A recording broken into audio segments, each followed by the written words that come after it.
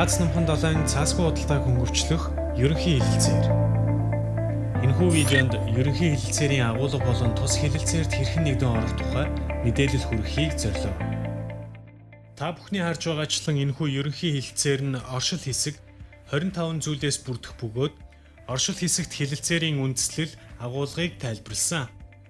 1-ээс 16 дугаар зүйлд хэлэлцээрийн зорилго, хамрах хүрээ, тодорхойлолт, ерөнхий зарчим болон авах арга хэмжээний талаарх үндсэн зохицуулалтыг тусгасан бол төгсгөлийн 17-оос 25 дугаар зүйлд нэгдсэн үндэсний байгууллагын гэрээнд тусгагддаг стандарт зохицуулалтыг тусгасан.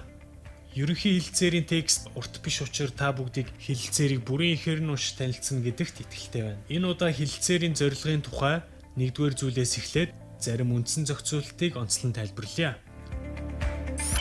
1-р зүйл зорилго. 1-р зүйлд ерөнхий хэлэлцээрийн зорилго болон зорилтыг тусгаж өгсөн. Энэхүү хэлэлцээрийн зорилго нь олон улсын худалдааг үр ашигтай, ил тод болгох, эрх зүйн зохицуулалтын хэрэгжилтийг сайжруулах зорилгоор хил дамнасан цаасгүй худалдааг дэмжихэд орших юм. 1-р зүйлд хэлэлцээрийн зорилгод хүрэх дараах 2 арга замыг зааж өгсөн. Үүнд нэгт худалдаатай холбоотой цахим өгөгдөл болон баримт бичгийг харилцан хүлээн зөвшөөрч солилцох нөхцөлийг бүрдүүлэх. 2-т үндэсний болон дэд бүс нутгийн нэг цонхны үйлчилгээ болон бусад цаасгүй худалдааны системийн харилцаа холбооны уялдааг хангах зэрэг арга зам хамаарна. Тус хэлэлцээр нь зааварласан бус эрх олгосон шинжтэй болохыг 1-р зүйлд маш тодорхой зааж өгсөн. Энэ хэлэлцээр нь цаасгүй худалдааг хөгжүүлэх үйл явцыг эрчимжүүлэхийг зордогч хэлэлцээрт нэгдэн орсон талыг бусад талтай өгөгдөл баримт бичиг солилцох үүрэг ногдуулдаггүй. Ерөнхий хэлэлцээрийн өөр нэг чухал заалт бол 5 дугаар зүйл юм. Энэхүү зүйлд хэлэлцээрийн хүрээнд оролцогч талуудын авч хэрэгжүүлэх арга хэмжээнд баримтлах үндсэн зарчмуудыг тусгасан. Үндэсний хууль тогтоомжийн ялгаатай байдал нь олон улсын худалдаанд цаад дотор бий болгодог бөгөөд цаасгүй худалдааг хөнгөвчлөх үйл явцад шинэ байдал ажиглагддаг. Иймээс ерөнхий хэлэлцээр нь хил дамнасан цахим солилцоог хөнгөвчлөх асуудлыг шийдвэрлэх зорилго бүхий олон улсын анхны гэрээнүүдийн нэг юм. Ерөнхий хэлэлцээр нь уг асуудлыг хэд хэдэн үндсэн зарчмыг баримтлах замаар шийдвэрлэх зорилготой. Үүнд технологийн төвийг сахих, адил чиг үүрэгтэй байх, цахим харилцаа холбоо ашиглахад ялгууртай хандахгүй байх зэрэг зарчим багтдаг. Ихэнх улсын цахим худалдаа болон цахим гүйлгээний тухай дотоод хууль тогтоомжид тусгагддаг. Лукагийн дурдсан эдгээр 3 үндсэн зарчмаас бусад үндсэн зарчмууд нь оролцогч тал бүрийн эрэлт хэрэгцээг хангах, цаасгүй худалдааны систем хоорондын харилцан хамаарал уялдааг дэмжих, төр болон хувийн хэвшлийн хамтын ажиллагааг хөнгөвчлөх, талууд хооронд электрон хэлбэрээр солилцох мэдээллийн итгэлцлийг нэмэгдүүлэх зорилгоор ерөнхий хэлэлцээрийн дагуу авч хэрэгжүүлэх арга хэмжээг онцлсон байдаг. Дахин хэлэхэд 5 дугаар зүйл нь худалдааг хөнгөвчлөх арга хэмжээ болон хууль тогтоомжийн харилцан уялдааг хангахын ач холбогдлыг онцлсон. Хил дамнасан цаасгүй худалдааг хэрэгжүүлэхэд төр хувийн хэвшил хооронд нэгт хамтран ажиллах шаардлагатай. Худалдааг хөнгөвчлөх зорилгоор бидний хэрэгжүүлсэн блокчейн технологид суурилсан зарим туршилтын төслийн хэрэгжилтэд төр хувийн хэвшлийн хамтын ажиллагаа чухал үүрэг гүйцэтгэснийг онцлох зүйтэй болов уу? Аз намхан далайн бүс нутагт хил дамнасан цаасгүй худалдааг хөнгөвчлөх ерөнхий хэлэлцээрийн үндсэн зарчимд энэ асуудлыг бүрэн хүлээн зөвшөөрч тусгасан нь сайшаалтай. Ерөнхий хэлэлцээрийн хамгийн чухал бөгөөд өргөн хүрээтэй зохицуулалт болох 8 дугаар зүйлийг товч тайлбарлая. Энэхүү зүйлд талууд цахим хэлбэрт байгаа худалдаатай холбоотой өгөгдөл болон баримт бичгийг өөр хоорондоо харилцан хүлээн зөвшөөрөх чиглэлээр хамтран ажиллах асуудлыг тусгасан. Цахим хэлбэрт байгаа өгөгдөл, баримт бичгийг харилцан хүлээн зөвшөөрөхийн тулд талууд мэдээлэл, өгөгдлийн найдвартай байдлын төвшинг, ерөнхийд нь харилцан адил болгох зорилгоор зөвшөлдсөж, зөвшөөрөх шаардлагатай болохыг энэ зүйлд мөн зааж өгсөн. Мөн тус заалтыг практикт хэрэгжүүлэхэд харилцан ойлголцлын санамж бичиг, үйлчлэгээний асуудлыг наривчлан тусгасан 2 талт хэлэлцээр зэрэг техникийн шинжтэй баримт бичгийг нэмж байгуулах шаардлага үүсч болох тухай тус зүйлд дурдсан. Энэхүү ерөнхий хэлэлцээр нь цаасгүй худалдааг хөнгөвчлөөд зогсохгүй. Худалдааны түнш орнуудтайгаа цахим хэлбэрт байгаа баримт бичгийг харилцан хүлээн зөвшөөрөх хэлэлцээг амжилттай байгуулах боломжийг олгох юм. Харин одоо байгууллагын бүтцийн талаарх асуудлыг зохицуулсан 11-р зүйлийг товч тайлбарлая. Энэхүү зүйл нь хэлэлцээрийн хэрэгжилт тэр дундаа өмнө дурдсан мэдээллийг харилцан хүлээн зөвшөөрөх механизмыг хөгжүүлэх асуудлыг хариуцсан ажиллах, зохион байгуулалтын бүтцийг бий болгож буй чухал зохицуулалт юм а. Тухайлбал тус хэлэлцээрээр оролцогч талын төлөөллөөс бүрдсэн цаасгүй худалдааны зөвлөл болон байнгын хорог тус байгуулах юм а.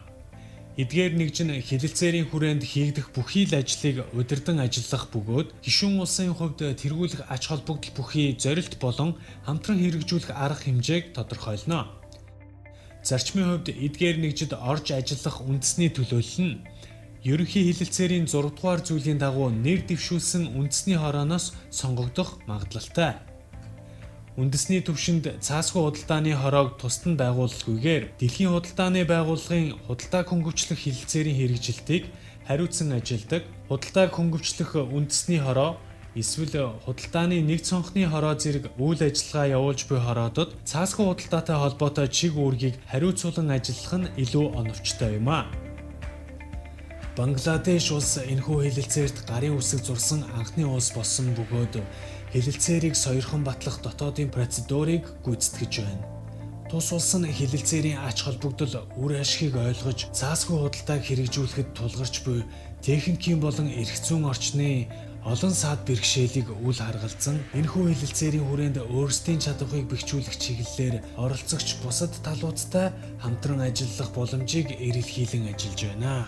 Одоо та бүхэнд хэлэлцээрийн оролцогч тал болох гишүүн улсуудын авч хэрэгжүүлэх бодит арга хэмжээг тодорхой заасан хэлэлцээрийн 12 дугаар зүйлийн талаар товч тайлбар хүргье. 12 дугаар зүйлд заасан цогц үйл ажиллагааны төлөвлөгөө нь хамтарсан үйл ажиллагааны төлөвлөгөөнөөс бүрдэх бөгөөд эдгээр нь тухайн улсын бие даасан үйл ажиллагааны төлөвлөгөөг хэрэгжүүлэхэд дэмжлэг үзүүлнэ. Хамгийн чухал нь хэлэлцээрийн 12 дугаар зүйлийн 2-т гишүүн улс бие даан хэрэгжүүлэх арга хэмжээнийхээ хэрэгжилтийн хуваарийг өөрийн бэлэн байдлын үнэлгээнд тулгуурлан тогтоох юм. Хамтарсан үйл ажиллагааны төлөвлөгөө болон бие даасан үйл ажиллагааны төлөвлөгөө нь амьд баримт бичиг бөгөөд хэлэлцээрийг хэрэгжүүлэх чиглэлээр улс тус бүрийн зүгээс гаргасан ахиц үр дүнд үндэслэн тогтмол шинжлэхдэх юм а. Хамтарсан үйл ажиллагааны төлөвлөгөө нь бүс нутгийн түвшинд авч хэрэгжүүлэх үйл ажиллагааны цогц бөгөөд байнгын орооноос боловсруулан баталж оролцогч талууд хамтран хэрэгжүүлнэ. Хамтарсан үйл ажиллагааны төлөвлөгөөний агуулгыг цаасгүй худалдааны зөвлөл тодорхойлох боловч хил дамнасан цаасгүй худалдааг хөнгөвчлөх асуудлыг хариуцсан ажилдаг засгийн газар хоорондын төр удирдах бүлгийн боловсруулсан ерөнхий хэлэлцээрийн хэрэгжилтийн замын зураглалын төсөлд агуулга нь туссан байх юм а. Хил дамнасан цаасгүй худалдааг хэрэгжүүлэх техникийн болон эрх зүйн орчныг хангах шаардлага нь хамтарсан үйл ажиллагааны нэг хэсэг болохыг та бүхэн замын зураглалын төслөөс харж болно. Мөн энэхүү замын зураглалд Аз намхан далайн эдийн засаг нийгмийн комиссийн нарийн бичгийн дарга нарын газрын дэмжлэгээр хил дамнасан цаасгүй худалдааны туршилтын төслийн нэгдсэн төвийг байгуулах болон цахим хэлбэрт байгаа өгөгдөл баримт бичгийг харилцан хүлээн зөвшөөрөх тухай хамтарсан удирдамж зааварчилгааг боловсруулах зорилтыг тусгасан. Миний дурдсан эдгээр арга хэмжээнүүд нь зөвхөн жишээ юм. Эдгээр хамтарсан арга хэмжээ нь ерөнхий хэлэлцээрт оролцогч талуудын хил дамнасан цаасгүй худалдааг эрчимжүүлэх, түүнд чиглэсэн арга хэмжээг харилцан уялдуулахад дэмжлэг үзүүлнэ. Бие даасан үйл ажиллагааны төлөвлөгөөний хувьд улс бүр ямар арга хэмжээг хэдийд авч хэрэгжүүлэх, тэдгээрийг авч хэрэгжүүлэх явцад чадварыг бэхжүүлэх техникийн туслалцаа шаардлагатай эсхийг шийдэх боломжтой. Дэлхийн худалдааны байгууллагын худалдааг хөнгөвчлөх хэлэлцээр түүний ABC ангиллалын дагуу хөгжиж буй улсад өгч буй амлалтын талаар ойлголттой хүмүүст хандан хэлэхэд энэхүү хэлэлцээрт дэлхийн худалдааны байгууллагын худалдааг хөнгөвчлөх хэлэлцээрт заасан A ангиллалын амлалт байхгүй болно. Өөрөөр хэлбэл цаасгүй худалдааны зөвлөлд гишүүн томилхоос бусдаар хэлэлцээр хүчин төгөлдөр болсноор шууд хэрэгжүүлж эхлэх арга хэмжээ байхгүй юм а. Хэлэлцээр хүчин төгөлдөр үйлчилж эхэлсний дараа байнгын ороо болон цаасгүй худалдааны зөвлөл бие даасан үйл ажиллагааны төлөвлөгөөний загварыг хэлэлцэн тохиролцож улс тус бүрийн бэлэн байдлын түвшинд тохирсон үйл ажиллагааны жагсаалтыг бэлтгэнэ.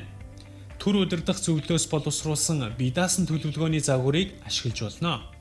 Энэхүү загварт хилэлцээрийн голлох заалт тус бүрийн хүрээнд авч хэрэгжүүлэх арга хэмжээний саналын, тэдгээрийг хэрэгжүүлэх хугацаа, авах арга хэмжээ нэг бүрийн хэрэгжүүлэхэд шаардлагадах техникийн туслалцаа болон чадварыг бэхжүүлэх арга хэмжээг заасан байдаг. Ерөнхий хилэлцээрийн зохицуулалтын талаарх энэхүү товч танилцуулгыг төгсөхийн өмнө туршилтын төсөл болон туршлага хуваалцах тухай 13 дугаар зүйл болон чадварыг бэхжүүлэх тухай 14 дугаар зүйлийг тодтогч өгөхийг хүсэж байна. 13 дугаар зүйлийн хүрээнд талууд хил дамнасан цаасгүй худалдааны туршилтын төслийг нэвтрүүлэх, ерөнхий хилэлцээрийн хүрээнд боловсруулсан техникийн болон эрх зүйн баримт бичиг, зааварчилгааг ашиглахыг ирмэлцэнэ. Бүс нутгийн олон улс туршилтын төслийг хоёр талын болон дэд бүс нутгийн түвшинд хэрэгжүүлж байна. 13 дугаар зүйл нь мөн үйл ажиллагааны давхар талаас зайлсхийх, үйл ажиллагааны уялдаа холбоог сайжруулах зорилгоор эдгээр төслийн талаарх мэдээлэл туршлагыг харилцан солилцох үйл ажиллагааг хөнгөвчлөх системчлэх зорилготой.